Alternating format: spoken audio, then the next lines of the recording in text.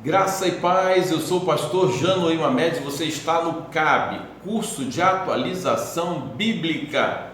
Vamos lá, falamos já sobre o capítulo 9, falamos sobre o capítulo 22 e agora quero falar sobre o capítulo 26. O que tem em comum esses três capítulos do livro de Atos dos Apóstolos?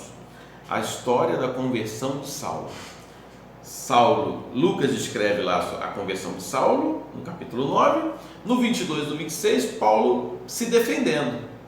No 26, Paulo está perante Agripa e Festo. Festo era o governador da província da Judéia e governou no período do ano 60 a 62. Então aí é bom que dá para a gente datar mais ou menos essa época, tá certo? E Agripa, esse Agripa não é Agripa I, é o Agripa II. Porque o Agripa I foi aquele que matou Tiago e prendeu Pedro. Lembra de Atos capítulo 12? Quando Pedro escapa da prisão de forma maravilhosa, um milagre que acontece?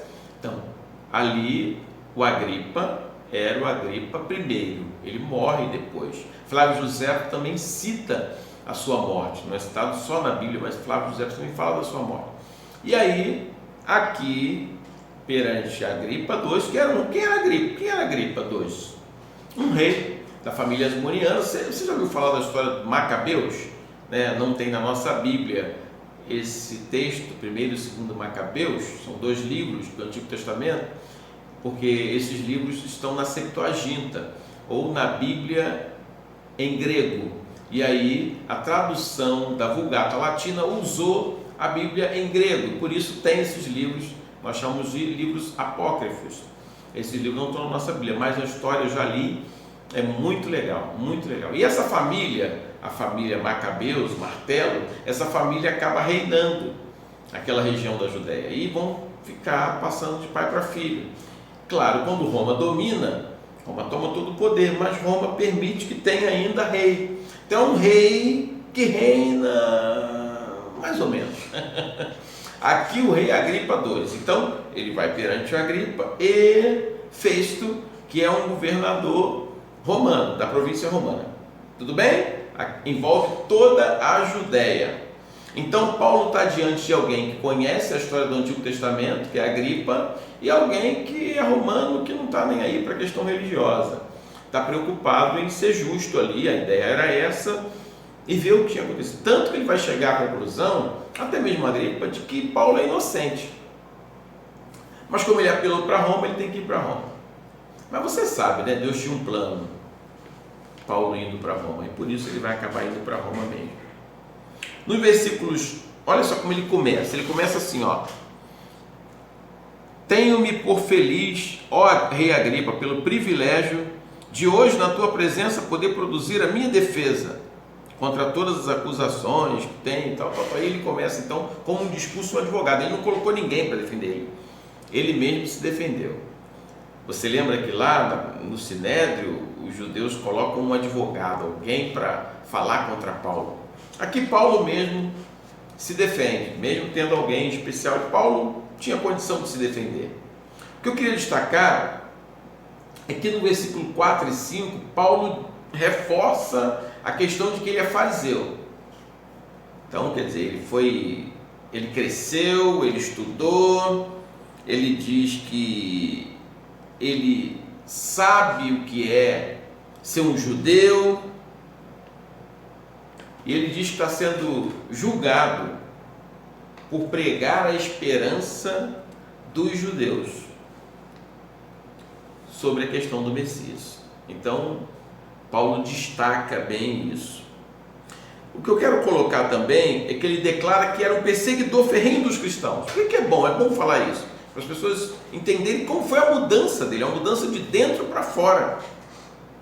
No versículo 11, ele menciona que obrigava os crentes até a blasfemarem contra Cristo. Ele declarava isso, ele prendia os crentes, humilhava os crentes, ele mesmo declara isso. E o que ele declara também é que essa perseguição só fazia mal para ele mesmo, ele não tinha ideia do que era. No 17, ele coloca assim: essa é a minha vocação. Olha só o versículo 17, o que diz, ó: livrando-te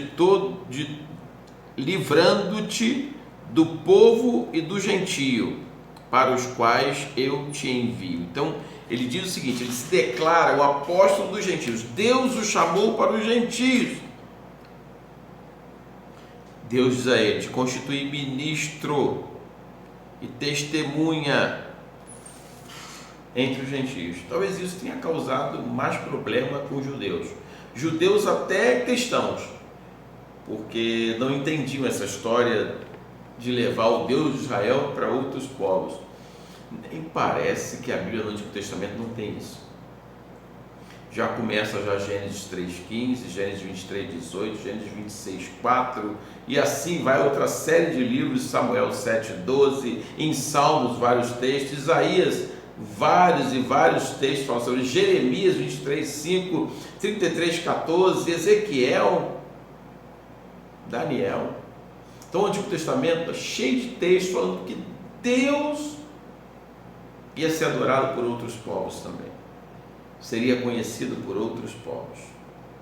Entre o versículo 24 e 29, nós observamos que o governador Festo não compreendia a mensagem pregada por Paulo. Dá a entender isso. Já o rei Agripa entendia.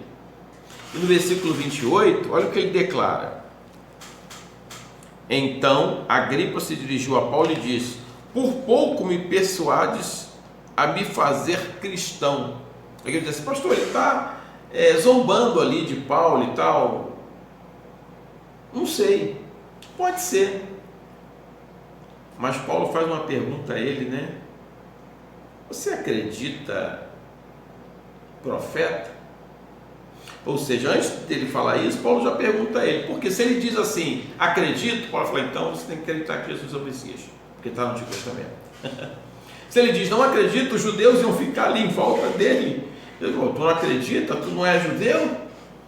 E aí ele sai com uma outra afirmação para fugir da resposta. Se não me falha a memória, no versículo 27, assim, ó, acreditas, ó rei Agripa, nos profetas? Bem sei que acreditas. Então Agripa se dirigiu a Paulo e disse, por pouco me persuades a me fazer cristão. Ele não respondeu. É interessante ver isso. E no versículo entre o 30 e 32, podemos ver uma curiosidade bíblica. E aí eu quero ler para você, 30 e 32 assim. A essa altura levantou-se o rei e também o governador e Berenice, bem como os que estavam assentados com eles, e havendo retirado, falavam uns com os outros, dizendo, este homem nada tem feito passível de morte ou de prisão. Então Agripa se dirigiu a Festo e disse, este homem bem podia ser solto, se não tivesse apelado para César. Não fica triste não, Paulo precisava mesmo ir para Roma, e esse foi o caminho. Contar o testemunho ou falar a verdade nunca leva a gente a fazer algo errado, nunca leva a gente a fugir da vontade de Deus, pelo contrário. Então pode ser muito ruim sofrer por falar de Jesus, mas esse era o caminho para ele chegar a Roma, e ele vai chegar. Deus abençoe a sua vida, a sua família, graça e paz. Você vai chegar onde tem que chegar.